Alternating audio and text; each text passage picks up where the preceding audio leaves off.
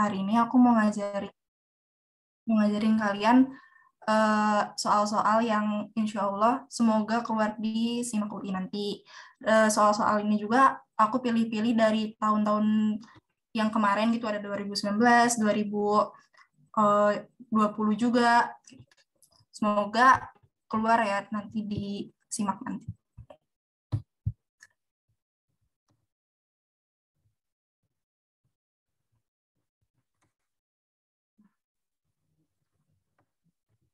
Dari nomor pertama ya, kita mulai.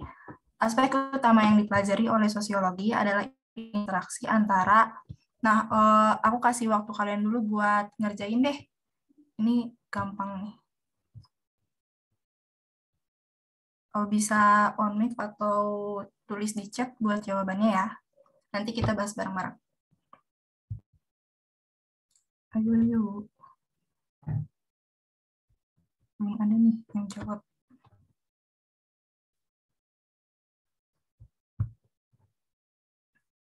Nah, ada nih katanya, yuk yang lain yuk. Nanti kita biar bahas bareng-bareng.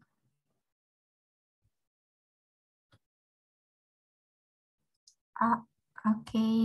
Ini ada yang beda ya.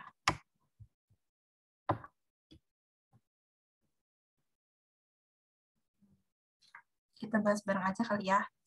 Nah, di sini dikasih tahu kalau di soalnya tuh aspek utama yang dipelajari oleh sosiologi. Nah, kalau misalnya aspek itu dibagi jadi 3. Ada individu,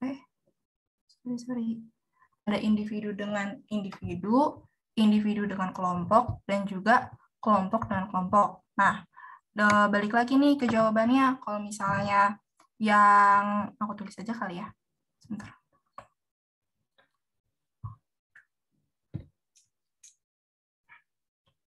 Ada individu dengan individunya, terus ada individu dengan kelompok, dan juga ada kelompok dengan kelompok. Nah, dari jawaban yang ABCD ini, yang lebih mendekati ke aspek utama ini, yang E ya, manusia dengan manusia atau kelompok. Karena yang ABCD itu salah, nggak mendekati ke aspek utama yang ditanyain di soal. Jadi, di sini jawabannya itu yang E, manusia dan manusia atau kelompok. Sorry, salah. Kita ada yang mau ditanyain dulu nggak di sini, atau aku penjelasannya kurang atau gimana? Boleh nih ditanyain.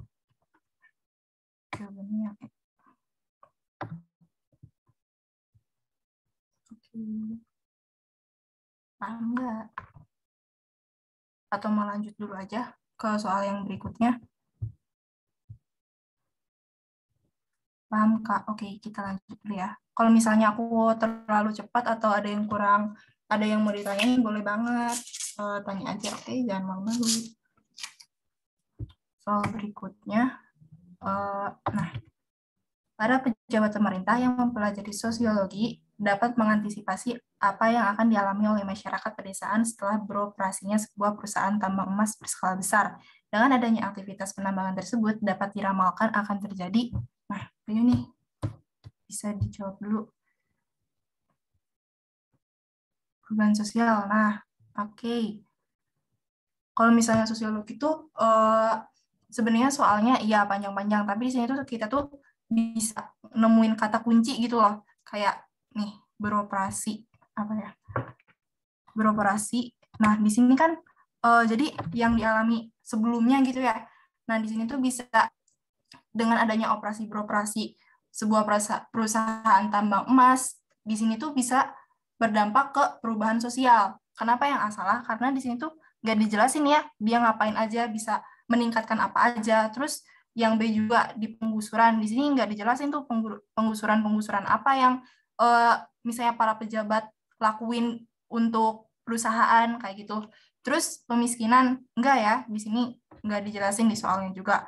Kerawanan sosial enggak sama. Jadi jawabannya itu yang E, Yeay, benar. Perubahan sosial. Soalnya di sini bisa apa ya, beroperasi itu adanya perubahan gitu yang nanti untuk kedepannya itu kayak gimana untuk si perusahaan tambang emas ini kayak gitu.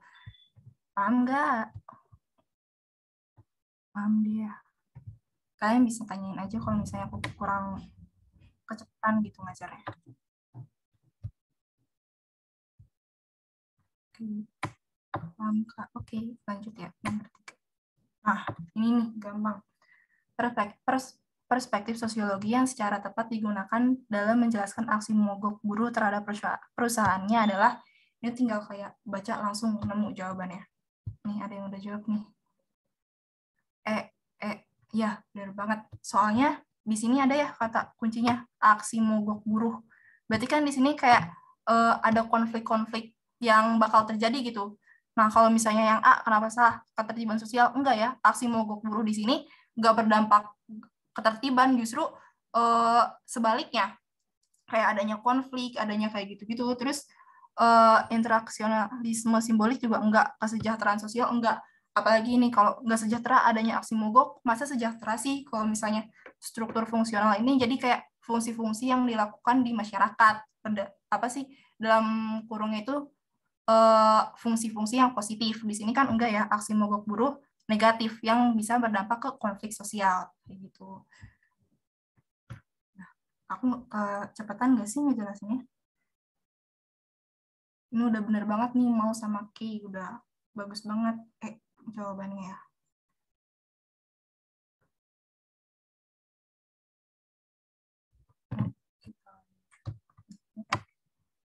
Konflik sosial. Nah, tanya di sini aku ngasih 15 soal. Semoga ini bisa ya. Nah, nomor selanjutnya. Berkembangnya teknologi informasi secara cepat memungkinkan dapat diaksesnya informasi secara bebas dari berbagai sumber oleh remaja. Hal ini bisa mempengaruhi perubahan gaya hidup remaja yang secara langsung disebabkan oleh faktor, ini juga gampang nih, agak panjang tapi kita bisa nemu kata kuncinya gitu. Yang C, oke, langsung ya, C. C nih, C mau. C. Iya, bener banget soalnya di sini ya, berkembangnya teknologi informasi. Udah deh, langsung ke pengaruh iptek, ilmu pengetahuan dan teknologi. Kalau misalnya pertambahan penduduk, enggak ya, di sini nggak dijelasin kayak, maksudnya dia migrasi atau kayak gimana-gimana nggak dijelasin. Terus letak geografis juga enggak, di sini nggak lagi ngebahas tentang geografis, keadaan atau letak geografis gitu.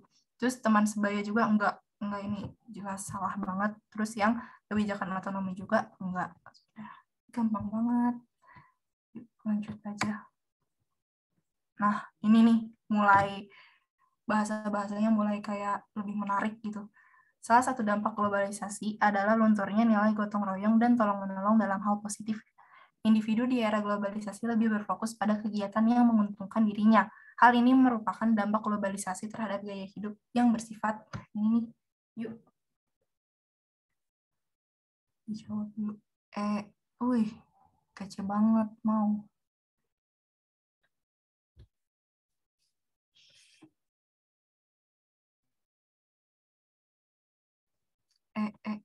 Pada bener ya, kece banget kalian. Ya, benar jawabannya itu yang Nah, kita bahas dulu kali ya dari satu ke satu. Kalau misalnya utilitarianisme ini, aduh, masih sulit. Ini tuh kayak paham yang menekan kayak prinsip sama manfaat. Nih. Di sini tuh adanya dijelasin kayak manfaat gitu. Contohnya gimana sih? Kayak relawan-relawan yang ngebantu bencana alam. Terus kan di situ tuh ada manfaat sama kegunaan dia untuk masyarakat kayak gitu ya. Untuk masyarakat sekitar, untuk kayak kita dapat apa nih dari relawan itu tuh, bermanfaat apa enggak gitu. Kalau misalnya pragmatisme di sini tuh, pragmatisme tuh kayak berpikir yang sempit, berpikir sempit. Contohnya kayak gimana? Kayak misalnya ada kita nih mau ngelakuin suatu kegiatan, tapi kita tuh gak berpikir secara luas dulu, jadi gak mau ngambil resiko tiba-tiba dilakuin aja kayak gitu. Itu dia punya sifat pragmatisme atau berpikir yang sempit. Kalau misalnya materialisme, di sini tuh kayak pandangan hidup yang menilai segala sesuatu tuh dari materi, materi, materi. Jadi contohnya tuh kayak ada ngelihat materi dari jabatan, kekayaan, harta, gitu ya. Di sini tuh kayak harta aja aku kasih ininya deh. Kalau misalnya hedonisme tuh kayak kita tuh nyari kesenangan untuk di dunia gitu. Kesenangan. Nah, kesenangannya itu dia tuh kesenangan yang berlebihan. Jadi kayak gak ada batasnya. Contohnya tuh kayak boros, kayak gitu ya, boros-boros kayak gitu. Itu namanya hedonisme. Jadi dia tuh gak mikirin ke depannya kayak gimana. Tiba-tiba ya jadi kesenangan untuk diri dia sendiri gitu loh. Ngerti gak? Apa ada yang mau diulang? Hedonisme itu kayak kesenangan kayak berlebihan gitu loh. Misalnya contohnya tuh kayak boros. Tulisan aku jelek banget ya, maaf. Boros. Paham nggak? Ini baru nomor 5. Atau kita lanjut dulu aja ya ke nomor. Paham Kak? Oke, kita lanjut. Nah, soal berikutnya, salah satu faktor pendorong terjadinya perubahan sosial yang datang dari dalam masyarakat itu sendiri. Nah, ini di sini udah ada keywordnya nih, dari dalam. Ini udah kayak tinggal kalian baca keyword terus baca soal, udah deh langsung ketemu jawabannya.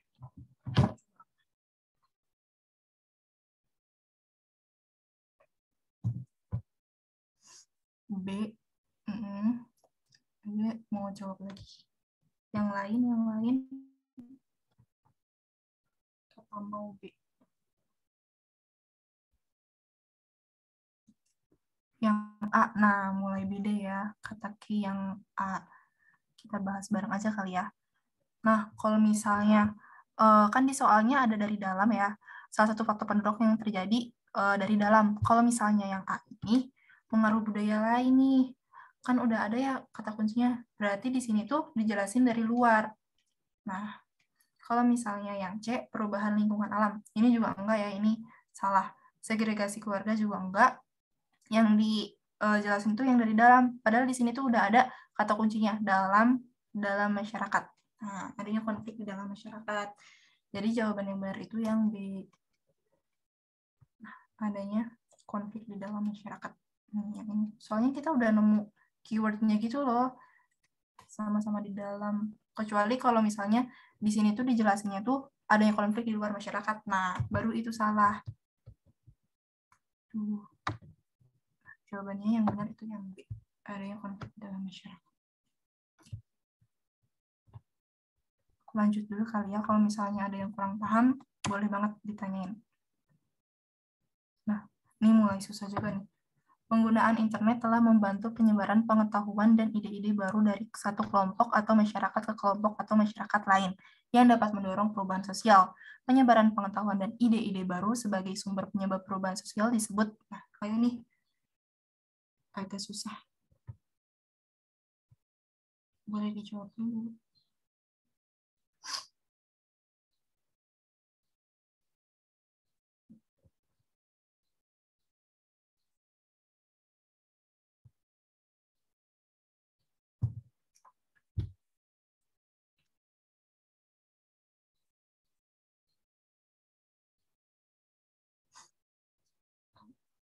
Ayo. Yang A. Yuk yang lainnya yuk, kata K yang A.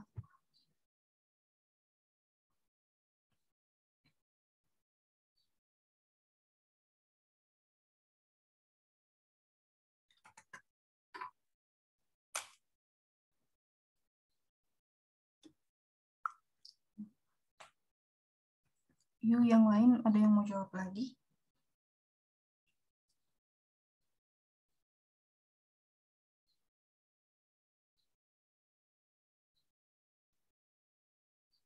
Aku bahas aja kali ya, kayaknya pada susah. Ya benar banget, jawabannya itu yang A. Yang A. Karena di sini tuh udah dijelasin ya kayak ide-ide, kok ada 2 gini sih? hapus dulu. Nah, yang ini ya.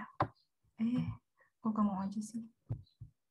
Pokoknya jawabannya tuh yang A. Kenapa yang A? Karena di sini tuh kayak ada ide-ide. Ide-ide tuh berarti kan kayak inovasi baru ya untuk mencapai produk-produk yang baru untuk di lain hari gitu di masa depan. Kalau misalnya yang B ini, nah kalau yang misalnya yang B infiltrasi. Nah, kalau yang infiltrasi tuh di sini tuh kayak apa sih? Contohnya tuh kayak masuknya kebudayaan asing di Indonesia, kayak maksudnya pengertiannya tuh penyusupan atau untuk menghancurkan kekuatan lawan dengan tidak sadar. Jadi dia tuh gak sadar ada yang menyusup gitu. Contohnya tuh kayak kekuatan lawan dengan masuknya kekuatan asing di Indonesia. Kalau misalnya asimilasi itu kayak pembauran ya. Jadi dia menghilangkan kebudayaan asli. Contohnya kayak penggunaan bahasa Inggris dalam bahasa gaul. Di situ kan udah dijelasin ya, maksudnya bahasa Inggris. Jadi dia di bahasa gaul. Jadi dia ngehilangin yang harusnya bahasa Indonesia, kenapa berubah jadi bahasa Inggris. Jadi kayak dia tuh ngehilangin budaya lain kayak gitu untuk menghasilkan budaya baru kayak gitu. Kalau misalnya yang diskusi di sini diskusi ya kayak kita nih saling diskusi-diskusi gitu ya. Kalau misalnya enkulturasi di sini tuh kayak proses mempelajari nilai dan norma yang baru. Jadi misalnya kayak ada konflik, nanti tuh dipelajari nih norma-norma apa yang keluar kayak gitu. Jadi jawabannya yang itu yang adanya inovasi. Karena di sini ada ide-ide ya. Jadi inovasi itu kayak proses untuk mewujudkan apa sih? Mewujudkan ide-ide baru dari satu kelompok untuk tujuan-tujuan yang bakal datang gitu. Gitu. Kita lanjut dulu nomor 8. Nah, ini cukup panjang tapi oke lah. Sebuah desa transmigrasi yang dihuni oleh masyarakat asli dan juga migran memilih dua pengelompokan berdasarkan kesejahteraannya. Masyarakat transmigran memperoleh lahan-lahan subur dan bisa menghasilkan uang cukup memadai sehingga bisa menyekolahkan anaknya keluar desa. Sementara itu, penduduk asli hanya menggarap lahan seadanya dengan penghasilan yang pas-pasan sehingga mengalami kesulitan untuk menyekolahkan anaknya. Maka faktor penghambat masyarakat lokal ini untuk melakukan mobilitas sosial adalah, ini bisa dijawab. Udah kayak nemu keywordnya, tinggal kalian jawab aja. B, oke. Udah menjawab. B, wih, keren. Di sini udah ada ya, mana sih tadi? Penghasilan yang seadanya. Udah deh, bisa ngejawab kemiskinan. Karena di sini nggak ngebahas politik ya, kita nggak ngebahas politik di soal ini. Perbedaan ras, enggak. Ini apalagi enggak, di sini juga enggak. Oke, jawabannya yang udah paham semua ya. Ini gampang, aku bikin soal yang agak panjang, tapi kalian tuh bisa nemu keyword di situ gitu. Sosiologi gitu. Nah, nomor 9.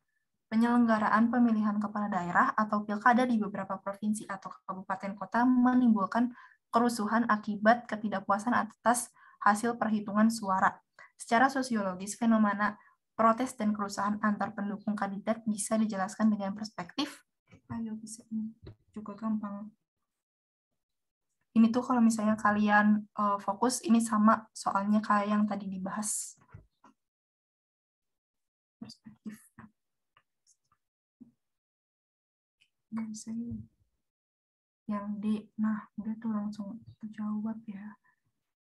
Bener banget, mau jawabannya tuh yang D, konflik sosial. Salah nggak apa-apa kan? Konflik sosial yang D. Nah, konflik sosial. Karena di sini, nih, ini udah jelas-jelas ada keyword kerusuhan. Kerusuhan kan nanti bisa kayak misalnya ada demo, ada berantem kayak gitu. Nanti pasti di sini tuh ada aja konflik yang bisa terjadi gitu ya. Terus di sini tuh gerakan sosial, di sini enggak ya. Ini gerakan sosial enggak, dia enggak apa sih? Dia enggak ngelakuin apa-apa gitu. Maksudnya beda dari soal gitu. Kalau interaksi juga enggak, perubahan enggak. Di sini struktur fungsional kayak fungsi-fungsi yang dilakukan di masyarakat ini enggak. Karena di sini dijelasin itu kerusuhan, jelasin konflik. Bakal adanya perspektif konflik yang terjadi gitu. Lanjut. Nah, yang ini kalau nggak salah ada di sini tahun berapa ya? Lupa. Tapi ini keluar apabila perubahan sosial yang ada mengakibatkan disintegrasi masyarakat, perubahan tersebut bersifat dulu.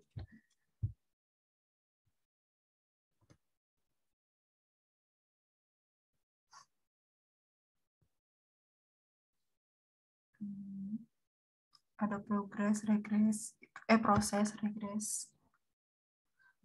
Ayo dijawab yuk. Apa mau bahas bareng dulu?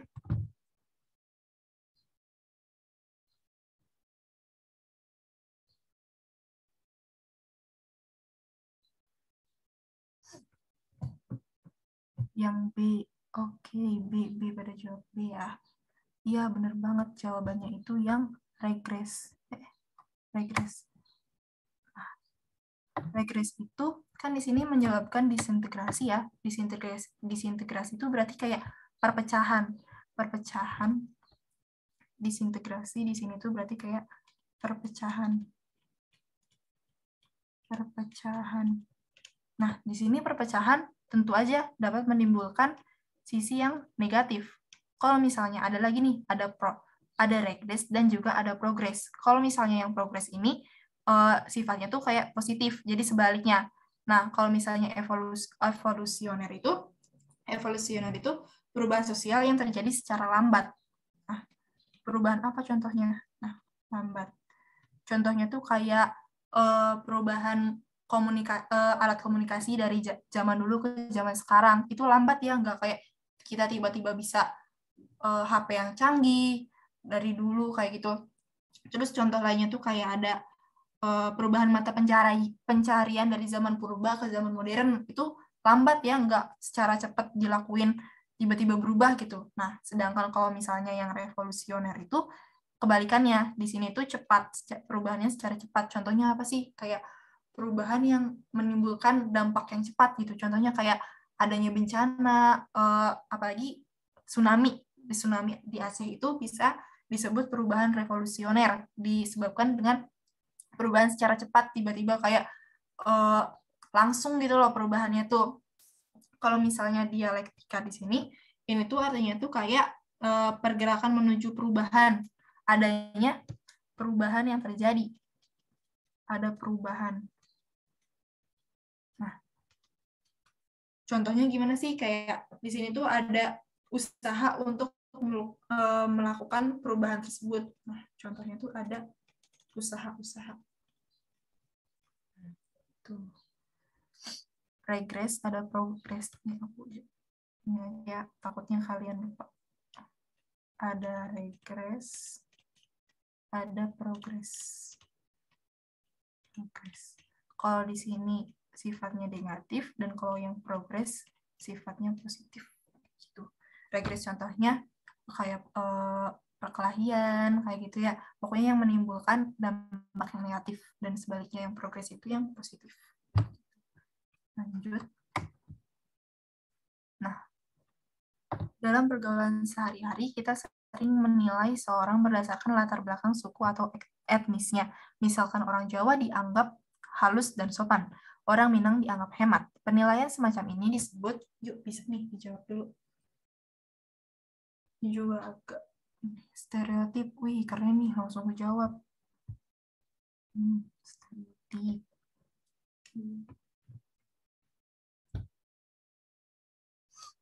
Benar ya, jawabannya itu yang B. Soalnya di sini tuh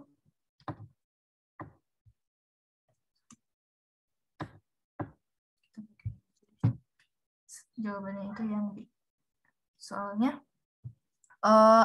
latar belakang dilihat dari latar belakang sebelumnya gitu ya. Oke ya, bentar. Jawabannya itu yang B. Aku jelasin dulu satu persatu.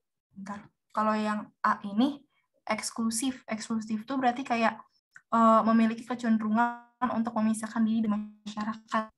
Ya.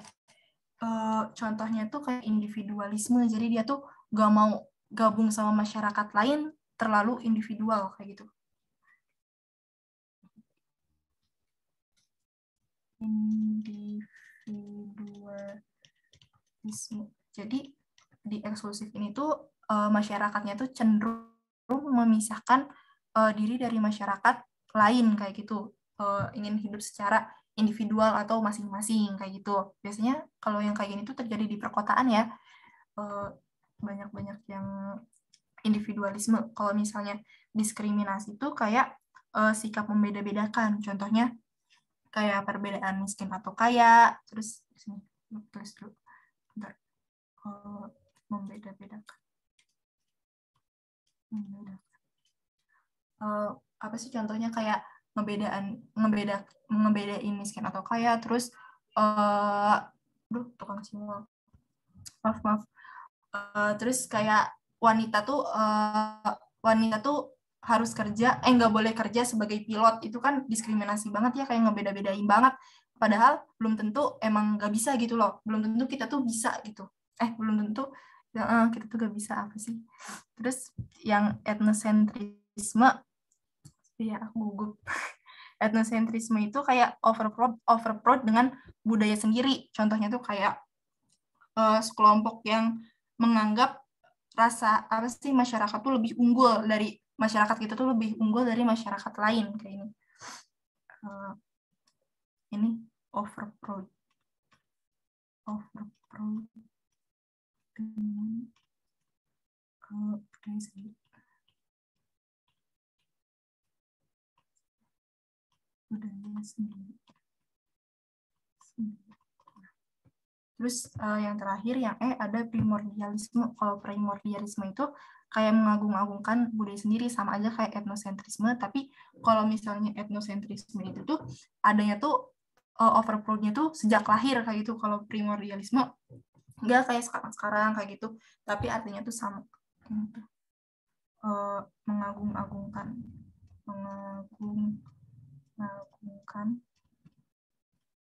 budaya sendiri.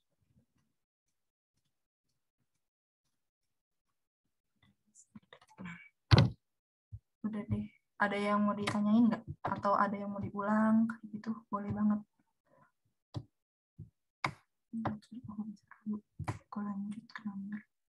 Nah, kita 3 nomor lagi beres. Nggak ada yang ditanyain. Oke, kita lanjut ke nomor berikutnya. Nomor 12, proses perubahan norma-norma dan nilai-nilai baru untuk menyesuaikan diri dengan lembaga kemasyarakatan yang mengalami perubahan disebut. Nah, ayo nih. Aku udah jelasin ya tadi. Boleh dijawab dulu.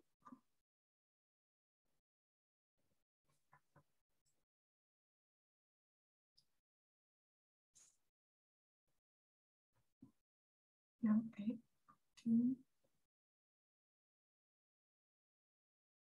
yang lain barangkali masih mau jawab atau kita bahas saja, boleh banget.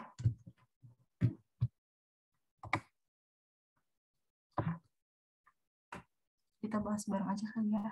Nah, jawabannya itu yang B. Aku jelasin dari yang awal. Kalau misalnya disintegrasi di sini kan perpecahan ya, artinya perpecahan.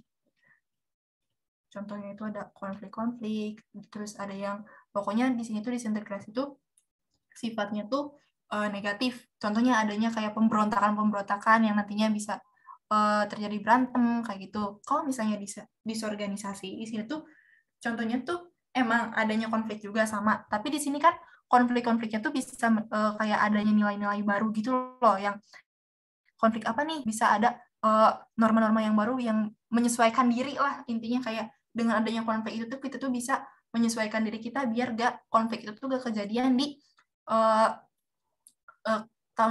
di beberapa hari kemudian kayak gitu. Terus kalau misalnya perpecahan juga ini enggak ya, di sini enggak diceritain, enggak sesuai dengan soal. inovasi itu kayak ide-ide, aku tadi udah jelasin. Dan kalau misalnya asimilasi itu kayak pembauran, tapi ngehilangin budaya asli gitu.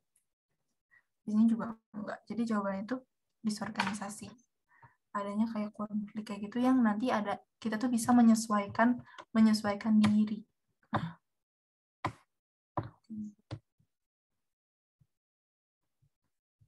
Lanjut dulu. 2-3 soal lagi. Sikap mental berikut yang menghambat kemajuan bangsa adalah, ini gampang. Ayo coba bisa.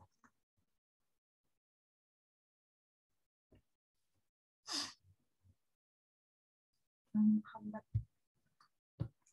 Kata kuncinya di menghambat.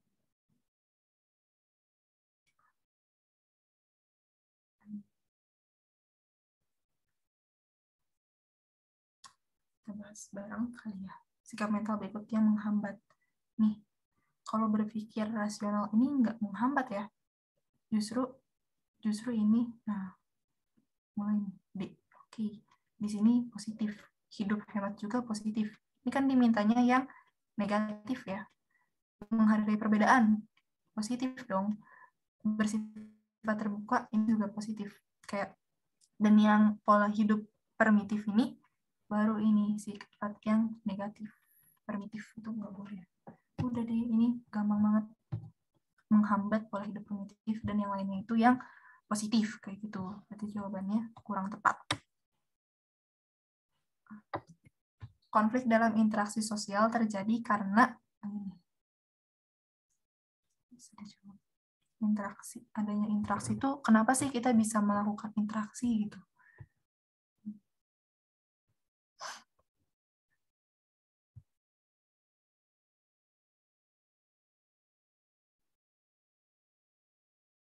Nah, ada yang mau jawab?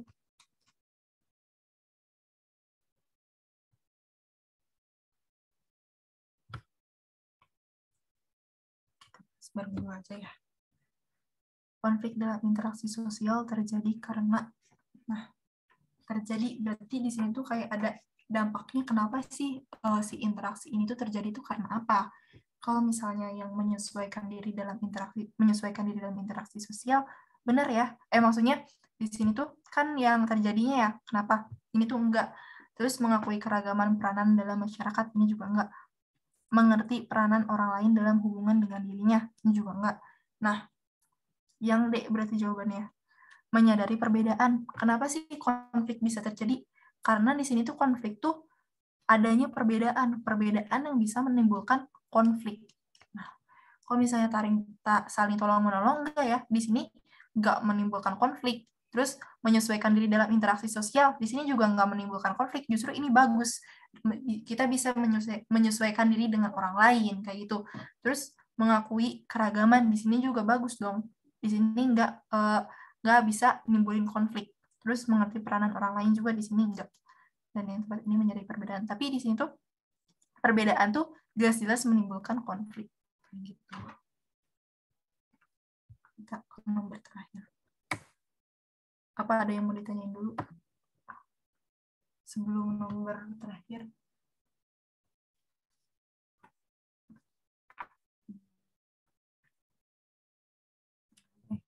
Lanjut. Oke. Nih. Aldi tidak menyukai Hana yang selalu gaduh ketika berlangsungnya pelajaran di kelas. Situasi tersebut adalah konflik yang diakibatkan adanya pertentangan. Ini udah aku jelasin di nomor 1 nih. Nah, tadi yang ingat. A. Oke. A. Yes. Bener banget. A. Jawabannya itu yang A. Kenapa? Tadi aku udah jelasin ya, kayak ada individu dengan individu, individu dengan individu, terus kelompok dengan kelompok, dan juga ada individu dengan kelompok. Kalau misalnya individu dengan individu nih, contohnya tuh kayak konsul sama psikolog kayak kita gini, enggak sih? Kalau kita ini lebih ke individu sama kelompok. Aku yang ngajar secara individu dan kalian secara berkelompok. Nah, kalau misalnya kelompok dengan kelompok tuh kayak debat antar kelompok, terus supporter sepak bola di situ, jadi kayak ada banyak orang yang saling berkelompok kayak gitulah gitu. Ketiga, kita udah sampai di nomor akhir, mau ada yang ditanyain apa gimana? Atau ada yang mau diulang nomor soal yang mana yang belum dipahamin, boleh banget. Masih ada waktu.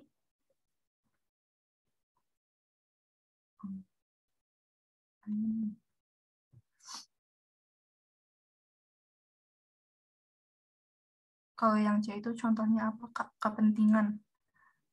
Kalau kepentingan tuh kayak contohnya tuh kayak kepentingan aja gitu.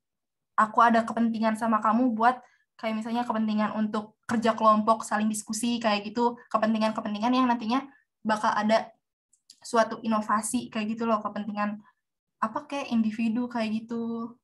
Paham nggak? Kepentingan-kepentingan kayak ide-ide gitu loh untuk yang dilakuin untuk adanya inovasi kayak gitulah.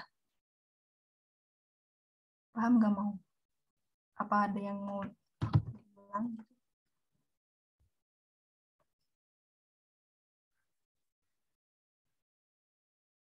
Kalau misalnya kurang paham nggak apa, tanya lagi aja. Paham Kak? Mau boleh. Paham Kak? Oke. Jadi kepentingan ini tuh kita tuh kayak sama-sama biar kedepannya tuh hidup kita tuh sejahtera gitu dengan adanya ide-ide baru, ide-ide dari aku dan kamu saling diskusi kayak gini, kayak gitu. Oke. Ada yang mau ditanyain lagi Kak? Paham Kak? Oke. Aku stop dulu share kali ya.